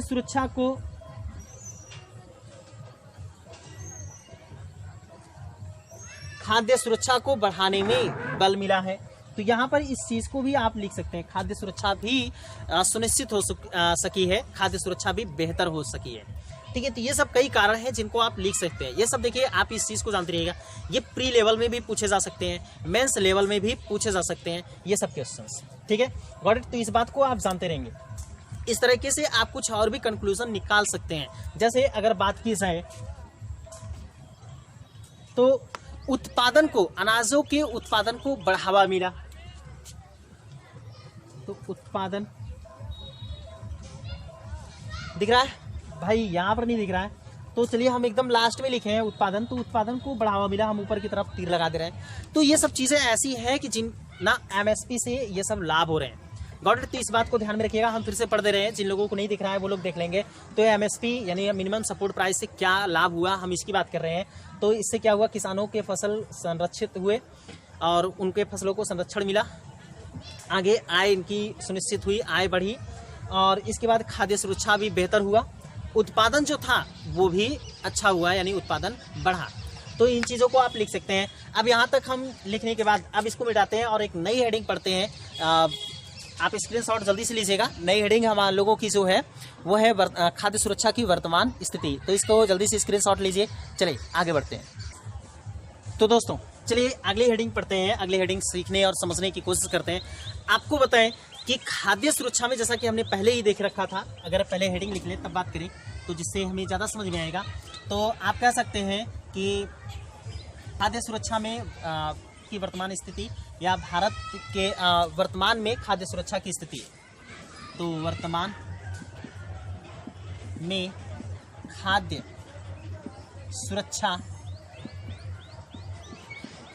की स्थिति। देखो भाई फटाफट पढ़ लेते हैं। आप 10 से 15 मिनट का और लेक्चर होगा आपका, लगभग 1.5 घंटे होने वाले हैं। लगभग 15 मिनट में 1.5 घंटे हो जाएंगे। तो कोशिश रहेगी 1.5 घंटे के अंदर समाप्त हो जाए। यहाँ पर समझने की कोशिश करते हैं। तो यहाँ पर एक पॉइंट आपको हमने पहले ही बता रखा था। अब उन चीज़ों को हम जल्दी जल्दी लिख लेंगे तो लिख लेंगे। आप कह सकते हैं कि सार्वजनिक वितरण प्रणाली खाद्य सुरक्षा को सुनिश्चित करने में सरकार का एक महत्वपूर्ण कदम था या कदम है। तो सार्वजनिक यानी आप सीधे सीधे सार्वजनिक ना लिख करके पीडीएस लिख सकते हैं ना। तो पीडीएस भाई इस चीज़ को आप जानते हैं कि नहीं जानते हैं? तो पीडीएस खाद्य सुरक्षा सुनिश्चित करने में, खाद्य सुरक्षा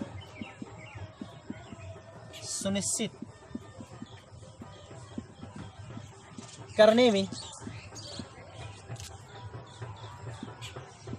सरकार का एक महत्वपूर्ण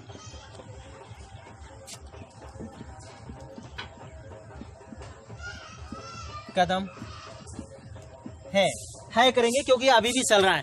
अगर खत्म हो गया होता तो हम बोलते था, लेकिन चल रहा है इसलिए बोलेंगे है। करेक्ट। तो इस बात को ध्यान में रखिएगा। तो पीडीएस के माध्यम से यानी पीडीएस जो है खाद्य सुरक्षा को सुनिश्चित करने में एक महत्वपूर्ण या बहुत बड़ा कदम था सरकार का इस तरफ से। यहाँ पर बात करें तो यहाँ पर जो कुछ खास पॉइंट्स हैं जो कि आपके एनसीईआरटी में दिए हैं, जहाँ पर आप पढ़ते समय आप उलझ जाएंगे। तो कई विद्यार्थी, तो हम मानते हैं कि 2-4 विद्यार्थी ऐसे होंगे जो समझ जाएंगे, लेकिन कई विद्यार्थी ऐसे होंगे जो उलझ जाएंगे। तो उन चीज़ों को हम यहाँ पर समझ लेते हैं। देखिए भाई, खाद्य यानी पीडीएस की जो शुरुआत की गई थी वो बहुत पहले से हो गई थी, लगभग 1940 के दशक से हो गई थी। तो उसको उस समय सार्वजनिक वितरण प्रणाली के नाम से जाना जाता था। तो देखो आप यहाँ पर समझ सकते हैं। तो आप कह सकते हैं कि सार्वजनिक वितरण प्रणाली 1992 तक रही। ध्यान में रखिएगा 1992 तक ही रही। इसके बाद सार्वजनिक वितरण प्रणाली नहीं रही। अब आप लोग बोलेंगे तब सब इस समय क्या चल रहा है? भाई इस समय ना कुछ और चल रहा है। इस समय आपको समझने की जरूरत है। देखो ये एनसीईआरटी में लिखा गया। आप इस चीज को पढ़ेंगे ना तो पेज नंबर, अगर हम आपकी बात करें तो पेज नंबर है 48। अगर आप 48 पेज नंबर पर अगर आप देखेंगे, सीखेंगे, समझने की कोशिश करेंगे तो आपको यकीन मानिएगा कि वहां पर उलझने हो जाएंगे। आप पढ़ करके देखिएगा 47 और 48 पेज को। तो यहाँ पर देखिए, तो सार्वजनिक वितरण प्रणाली यानी 1992 तक रही। इसके बाद हुआ क्या, यहां पर आप कर सकते हैं इसके बाद। तो चलो यहां पर हम लिख लेते हैं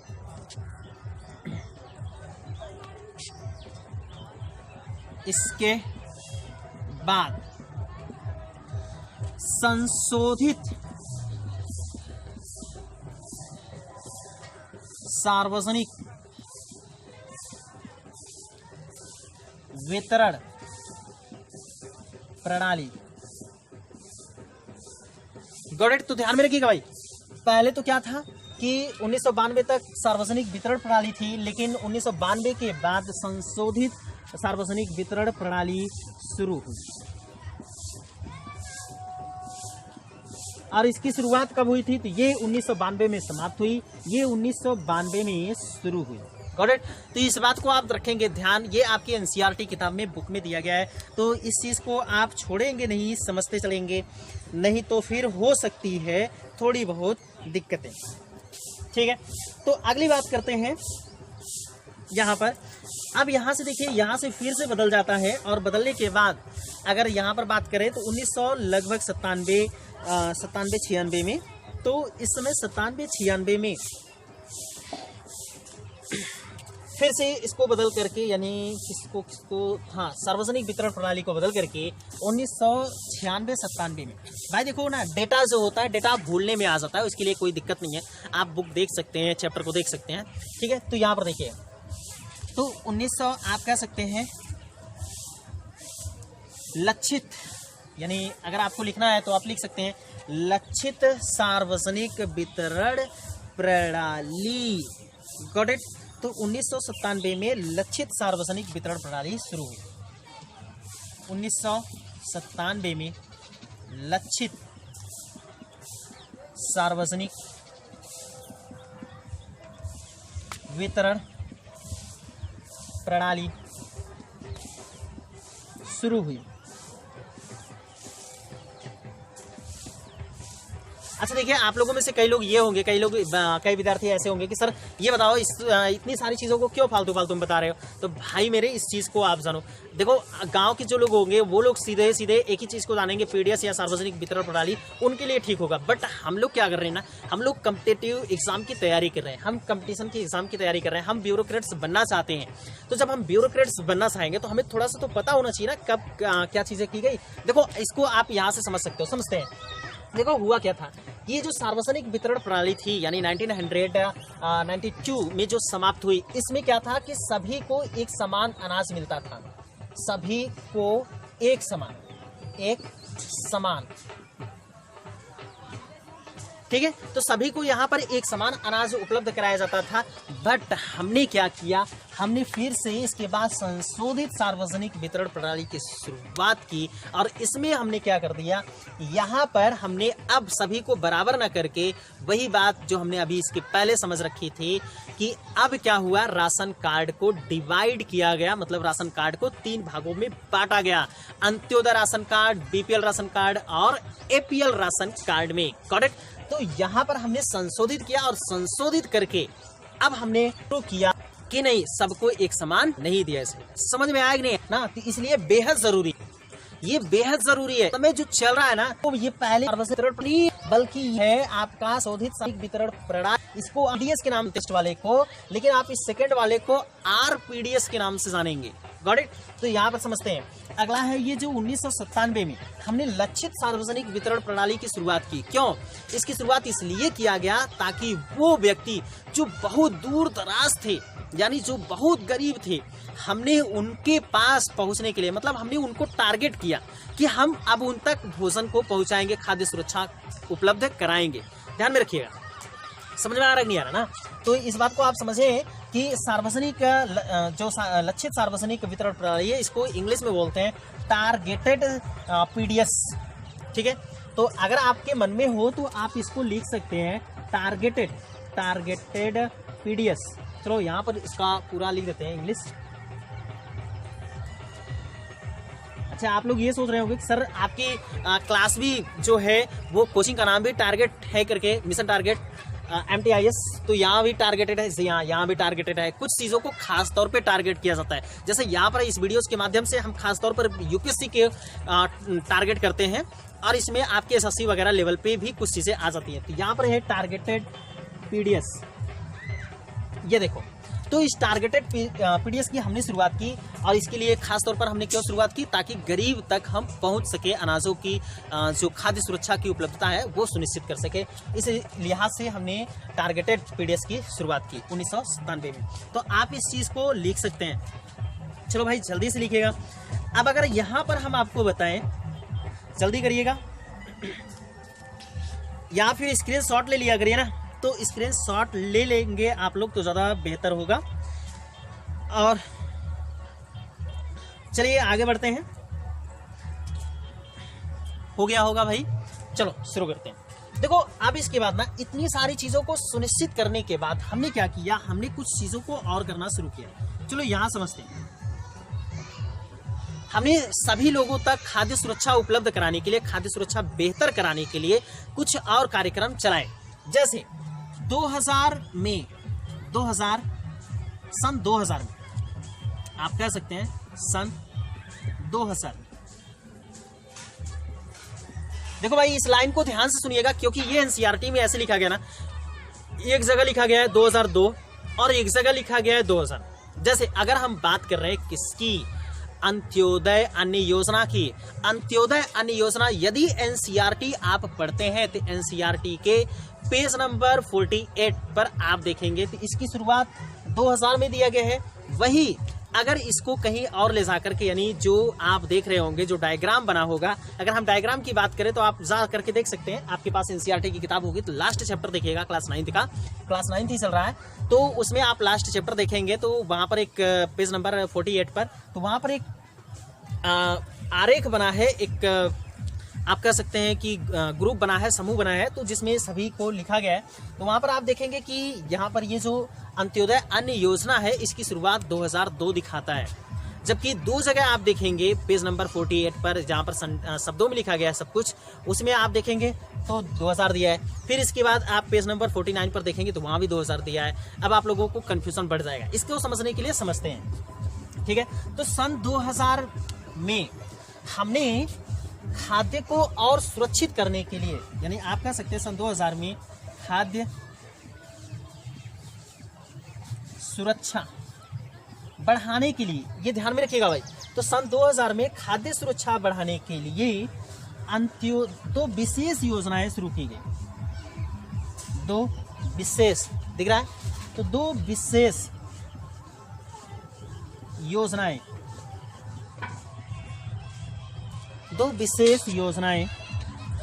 शुरू हुई। तो दो विशेष योजनाएं शुरू हुई या दो विशेष योजनाएं शुरू की गई। चलो यहां पर मिटाते हैं भाई, तो आप इतना देख चुके हैं, समझ चुके हैं।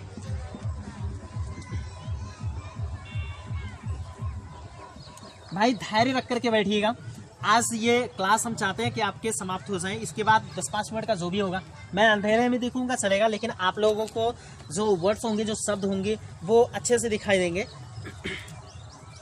तो दो विशेष योजनाएं शुरू हुई। पहली योजना जो थी, इधर हम ऊपर लिख दे रहे हैं, तो यहाँ पर पहली जो योजना थी वह है अंत्योदय अन्न योजना। Got it? तो यहाँ पर लिख सकते हैं अंत्योदय अन्न योजना।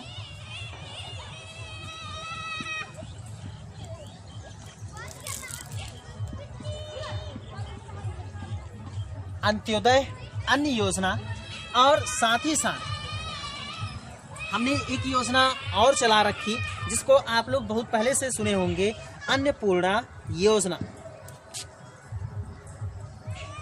अन्नपूर्णा योजना, अन्नपूर्णा अन्न योजना या अन्नपूर्णा योजना।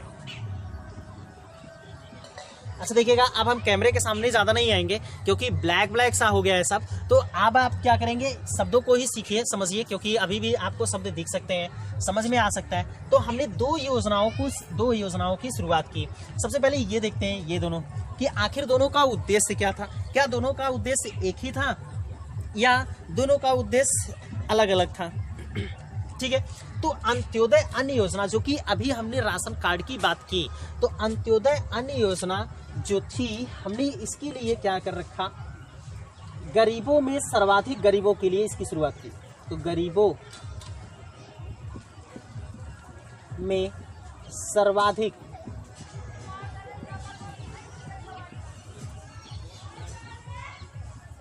गरीबों के लिए, अभी बता दिए थे भाई, जैसा कि शुरुआत में लेक्चर इसी पर चला हुआ था, तो गरीबों में जो सर्वाधिक गरीब थे उनके लिए हमने अंत्योदय अन्न योजना की शुरुआत की। और ये अन्नपूर्णा योजना की शुरुआत हमने वृद्ध जनों के लिए की, यानी वरिष्ठ जनों के लिए की, समाज के वृद्ध जनों, ठीक है, वृद्ध जनों या फिर वरिष्ठ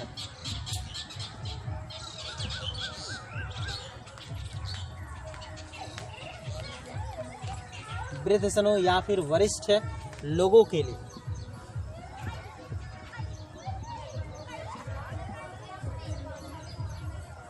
तो इस बात को रखेंगे आप ध्यान और कर लेंगे इनको नोट, तो भाई आ गई होगी बात आपको समझ में। ये देखो, ये दोनों योजनाएं जो थी, हमने यहाँ पर इस बात को ध्यान में रखिएगा, अगर हम यहाँ पर ये एरो खींच करके लेकर आए तो हम यहाँ से खींच सकते हैं इनके लिए और इनके लिए। ये दोनों, ठीक है। तो इसके बाद आपको लिखना है भाई, इनके बाद ये लिखना है आपको। तो यहाँ पर आप इसको जल्दी से नोट करिए और इसके बाद आगे बढ़ते हैं। और आपको बताया कि इस समय ये जो दोनों योजनाएं हैं, तो आपकी ये दोनों योजनाएं आपके पीडीएस से जोड़ी दी गई हैं। आपने शुरुआत में ही देख रखा था, समझ भी रखा था, तो ये दोनों योजनाएं पीडीएस से जोड़ दी गई हैं। चलो भाई जल्दी से लिखिएगा इनको और आगे बढ़ते हैं जल्दी से फटाक से। और बस 5 से 10 मिनट की वीडियोस और होगी। आप लोग बोले होंगे कि सर आप बोले थे 1.5 घंटे में खत्म हो जाएगा, लेकिन नहीं हुआ। तो भाई 5 से 10 मिनट की वीडियोस और है, हम आपको जल्दी से यहाँ पर दिखा देते हैं, आप उसको सीख जाएंगे, समझ जाएंगे। चलिए इसका स्क्रीनशॉट लीजिएगा जल्दी से। अच्छा दोस्तों, आप लोग ये देखिए, तो यहाँ पर आप लोग कह सकते हैं कि सर ये बता दो कि आपने अभी जो कहा था कि ये जो अंत्योदय अन्न योजना, ये इसकी शुरुआत 2000 में हुई थी, लेकिन कई कई किताबों में, यानी जो आप मैप देखेंगे, चार्ट देखेंगे, उसमें 2002 दिया है। तो सॉरी दोस्तों कि इस समय डिस्टर्बेंस हो रहा है। तो दोस्तों देखिए, आप डिस्टर्बेंस बहुत ज़्यादा है, आपको आवाज़ भी बहुत तेज से आ रही होगी, इसलिए अब नहीं पढ़ा सकते, वीडियोस को नहीं बना सकते। और क्योंकि अगर यहाँ पर अब ज़्यादा बनाएंगे तो आप लोगों को सुनाई भी नहीं देगा। लेकिन आपको जल्दी जल्दी बता देते हैं कि आप इस चीज़ को जान लीजिएगा, एक चीज़ को, बस इसी बात को हम बता देते हैं आपको और आप वही चीज़ को जानिएगा। तो दोस्तों देखिए, सबसे पहले हम लोग यहाँ पर बात कर रहे थे अंत्योदय अन्न योजना की। तो हमने कहा था कि इसे किताब में 2002 क्यों दिया गया है, यानी जो चार्ट आप देख रहे थे, जो आरेख देख रहे थे, जहाँ पर बॉक्स बना था, खाने बने थे, वहाँ पर आप देखेंगे तो 2002 दिया है। दरअसल इसमें क्या हुआ कि इसकी शुरुआत, तो इन दोनों की शुरुआत 2000 में ही हुई थी, अंत्योदय अन्न योजना की और अन्नपूर्णा योजना की। बट फिलहाल आपको बताएं कि यहाँ पर अन्नपूर्णा योजना में कोई संशोधन नहीं किया गया है, इसलिए जो चार्ट यानी जो बॉक्स है उसमें सिर्फ 2000 ही दिया है। लेकिन यहाँ पर जो अंत्योदय अन्न योजना है, इसमें सुधार किया गया है। पहले जो अनाज मिलता था वो 25 केजी था, लेकिन इस समय यानी 2002 के बाद से उसमें जो अनाजों की वृद्धि की गई वो 35 केजी हो गई है। Got it. तो इस बात को ध्यान में रखिएगा, 2002 के बाद उसमें 35 केजी कर दिया गया है, अर्थात अंत्योदय अन्न योजना में सुधार करके, यानी अंत्योदय अन्न योजना के थ्रू अब गरीब किसानों को, गरीब जो भी तबके के लोग हैं, जो भी गरीब हैं, जरूरी नहीं है कि वो किसान हो या कोई और व्यक्ति हो, चाहे जो भी हो, सभी जो भी गरीब हैं उन सभी लोगों के लिए अब हमने जो आप लोग देख रहे होंगे चार्ट में, तो वहाँ पर 35 केजी खाद्यान्न उपलब्ध करा दिया है। ठीक है, तो इसलिए आप अगर किताब में चार्ट में देखेंगे तो यहाँ पर लिखा गया होगा 2002। Got it. तो इस बात को ध्यान में रखिएगा। अच्छा, तो दोस्तों अब आप लोगों को ये समझ में आ गया होगा कि अच्छा 2002 क्यों लिखा गया है। दरअसल इसकी शुरुआत 2000 में ही हुई थी, लेकिन 2002 में हमने उसमें संशोधन कर दिया, यानी जहां पर पहले 25 केजी अनाज था, अब वहां पर अनाजों यानी अनाज जो है उसकी केजी की मात्रा बढ़ गई है और अब हो गई है लगभग आपका 35 केजी, 35 केजी। तभी तो आप लोग देखते होंगे कि 35 केजी यानी 35 किलो आपको अनाज मिलते होंगे गेहूं और चावल मिला करके। दोस्तों आप लोग अब तक यहाँ तक तो समझ गए होंगे और आप लोग देख भी रहे हैं कि शोरगुल बहुत ज़्यादा है। शोरगुल होने के कई कारण हैं भाई। शोरगुल होने के कारण ये भी है कि सीज़न चल रहा है शादियों का, हम अपनी वीडियोस तो रोक सकते हैं। लोग बोलेंगे कि भाई देखो सर आप अपनी वीडियोस 2-4 दिन के लिए रोक दो, लेकिन हमारी शादी बार बार तो होगी नहीं, इसलिए पहले हमें शादी कर लेने दो। वैसे भी कोरोना चल रहा है, तो कोरोना में अगर वैसे ही चलेंगे तो फिर यार दिक्कत हो जाएगी। तो सर पहले शादी कर लेने दो, उसके बाद शादी के लड्डू खा लेने दो, उसके बाद तो हम लोगों को आप पढ़ाइएगा।